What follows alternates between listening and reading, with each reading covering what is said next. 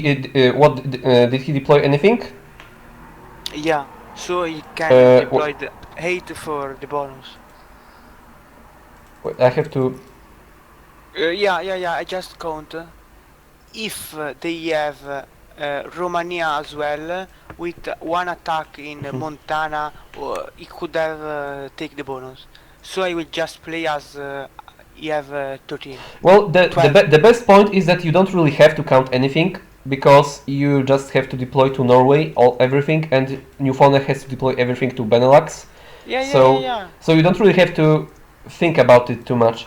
So now I have to think: do I want to defend at all? If I were you, I would. I have second Because order, but do I move before PJ or after PJ? I think I will you defend move. and just attack Vologda. Wait, you move before you. Considering you can take Balkans with 6 armies deploying, I think I would do it.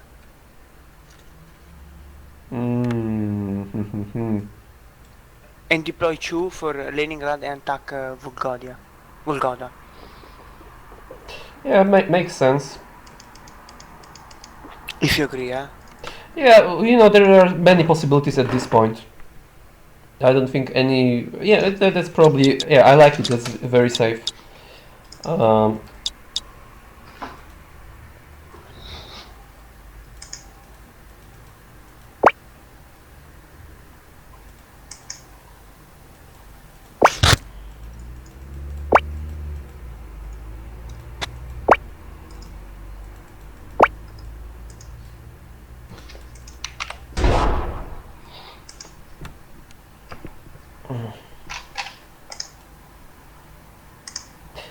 The only problem for us is that it will be a while before.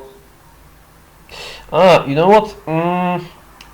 There is one disadvantage of taking Balkans because Newfoundland account doesn't really have that much to do after eliminating Sephiroth. And if, for example, Sephiroth has Bulgaria, it might be a small problem. I can jump into Britain later.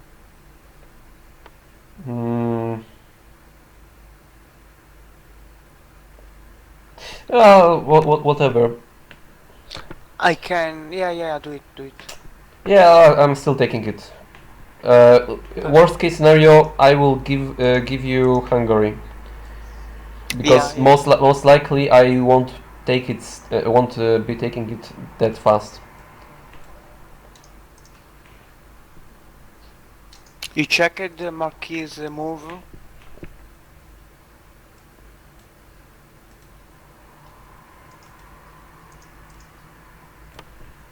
Well, again, you have very easy time because you have basically as much income as PJ and Rairo both at the same time, so they cannot ever break you.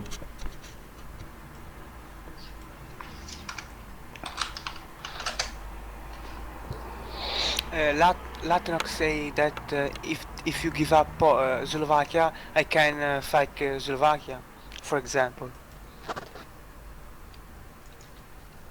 Okay. Yeah, but I'm assuming that. Yeah, but what will he do in Poland? Go to Russia? I'm already in Russia, and I mean that the fight will maybe be around Bulgaria in the next couple of turns. Yeah. And I think it's over now because I will break Bulgaria easily. Okay, so he deployed everything to Slovakia. They surrender, I think. GG. And Sephiroth has, he has 12, so he has Bulgaria. Their problem is they will lose Russia and Bulgaria, and they will have just 8 and 8, and it's over. Yeah, I break Russia right now, so good game. Yeah, it kind of maybe looks complicated, but in my opinion, we kind of won on picks. Honestly, or at the very least, we had a huge advantage after picks, and we definitely won after that failed attack on Venice. after that, I was sure that the counterplay in the center would be already completely insufficient. Yeah. Yeah, but other than that, interesting play. Well, after we see everything, after they all surrender, we can maybe comment. maybe maybe we missed something, Yeah, because I'm maybe. wondering where were they their other picks. Maybe what about that Portugal? Do they have Portugal? Do they have Greece? Probably Belarus. Belarus, that still would be weird, because I saw nothing, because I didn't see much, to be honest. It kind of felt like we had more picks, but in a way it was true, because that Leningrad alone eliminated Finland and West Russia and southwestern Russia, and if they have it Belarus, and it made it very hard on West Central Russia. So, okay, so Rairo surrendered too fast last time. Now he's not surrendering. For yeah, I'm not sure why. By the way, It's not like I'm trying to be bad mannered or something, but we want to see the whole board just for analysis. I think you need Thanks. to refresh because it's surrender. Ah, okay, okay. So there is Portugal. Okay, so Yeah, that's what I was thinking about, because there wasn't that much deployment yeah. around. But Uh, we know every other spot, right? yeah, everything else was known. Finland was known, so they didn't even have Greece, so we weren't really counting that precisely. Okay, so turn 2, he deployed everything into Iceland as we predicted, and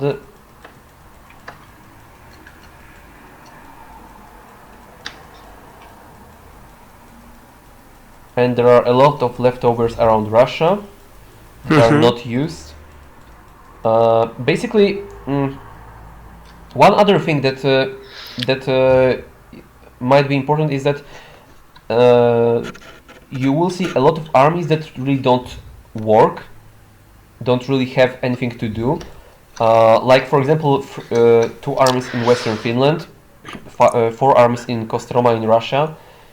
They are basically almost a liability right now. Of course, we also have Germany pick that didn't come into play for a long time, but that doesn't really matter that much. Yeah. Other than that, I really feel like that really that Denmark is tiny bit overpowered. On the other hand, they got a very nice spot on the island, so Yeah, I think it was well balanced. I think lose Denmark for both island, it's pretty okay.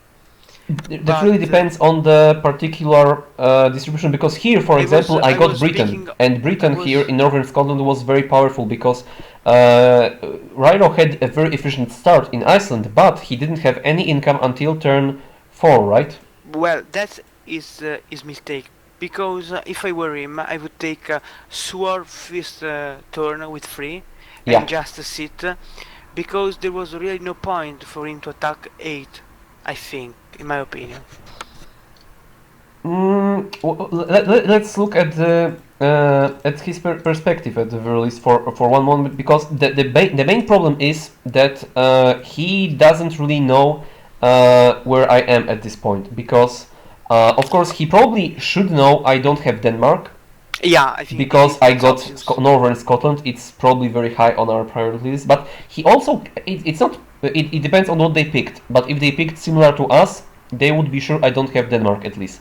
But for example, they don't know if I don't have Switzerland or something like that, because Yeah. if he tries to if I deploy everything into Scotland and he goes into war with 3 and I get Switzerland later, I will just break into Iceland. So it's not that easy. So I'm not really saying that it's maybe a huge mistake or something. Wanna take a look of PJ, Ryder and Sephiroth pick? They are not much interesting. Okay, I'll look. Look. Okay, PJ picks Sucks. 1 and 2 and 3 in Russia. Yeah, unfortunately, you know, Russia is nice, but really, just look at turn number 1. I have one spot in Leningrad, and that was all I needed. And you have 1, 2, 3, 4 picks in Russia, and you took only one bonus in that area. And compared to us, I for example have a spot in Italy, and I never take Italy, but that spot helps Newfoundland take Switzerland. I have Yeah. Slovakia and I take Slovakia. I have Britain. I don't take Britain, but I make it harder for Ryder to take Iceland. Basically, all of our bonuses, except for like Germany, because it was like an accident pick very late, is utilized in some specific way. So that's and here with that positioning, you can't really utilize Finland. You cannot utilize effectively southwestern Russia and western Russia. Bulgaria is a little bit better because it's harder to counter it and it is still efficient. But in our experience, I think we saw that it's so dynamic that early game that you don't really have the time to take Bulgaria very often. And it showed in this game. Mm-hmm. And I think Sephiroth and Ryro picks were pretty okay. Not the best, but okay. Okay, so Sephiroth. Oh, sorry, I'll have to go back to the picks. So Sephiroth picks 1 in Denmark, 2 in Ireland, 3 and 4 in Slovakia, 5, 6. Okay, so basically they have and 7 in France, so very very nice. Yeah. 8 in Norway, 9, 10 very similar. Yeah, very very solid. I actually got convinced by you that I should switch that order with 2 and 3 in Austria. And Ryro again 1, 2. And he didn't go 3 and 4 in Slovakia and Austria. So that's This is bad. yeah. That's I think you really should recognize which are the biggest threats, and the biggest threats are always the first turn bonuses, especially if they are relatively safe. And here they were relatively safe. 4, 5, 6, 7 in Russia. 6, 7, 8 in Russia by Railroad. It's also yeah. I really don't like it. I mean, there are too many picks in Russia to counter the whole area, and you never took southwestern Russia, you never had the opportunity to take western Russia. If anything, prioritize the Leningrad, because it really gives you such a huge dominance over the whole area. And then 9, 10, Slovakia, 11, 12, you won't get these ones. And 13 in Portugal is probably the nail in the coffin. Because those picks 6, 7, 8 and 13, he got both of them. He got a pick in Russia and in Portugal, and he could have gotten maybe one pick in the center, and that might have been crucial.